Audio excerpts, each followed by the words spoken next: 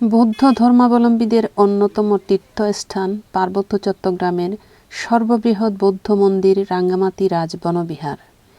এই রাজবনবিহারে বৌদ্ধ সম্প্রদায়ের প্রধান ধর্মীয় উৎসব দানোত্তম কঠিন জীবদানকে ঘিরে নানান ধর্মীয় আয়োজন।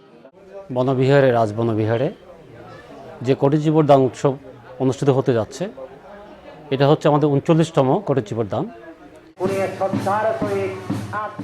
প্রায় 2500 বৎসর আগে গৌতম বুদ্ধের জীবদ্দশায় মহাপুণ্যবতী বিশাখা কর্তৃক প্রবর্তিত 24 ঘণ্টার মধ্যে তুলা হতে সুতা কাটা, রং করা, শুকানো, বেইন টানা, বুনা, সেলাইসহ পরিধানের উপযোগী করে বৌদ্ধ ভিক্ষুদের দান করা হয়ে থাকে বলে একে কঠিন জীবদান অভিহিত করা হয় এবং প্রবারণা পূর্ণিমার পর হতে 1 মাস ব্যাপী বছরের নির্দিষ্ট সময়ে এই কঠিন জীবদান পালন করতে হয়।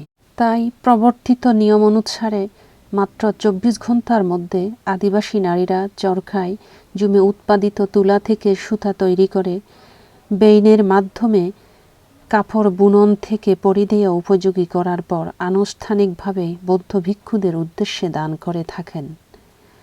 বনভান্তে খ্যাত সাধনানন্দ মহাষ্টবীরের অনুপ্রেরণায় 1974 সাল থেকে প্রথমে লংগুদু উপজেলার তিনটিলা বনবিহারে, এরপর রাঙ্গামাটি রাজবনবিহার সহ দেশের বাইরেও বনবিহারের প্রত্যেকটি শাখায় এই পদ্ধতিতে কঠিন জীবদান পালিত হয়ে আসছে।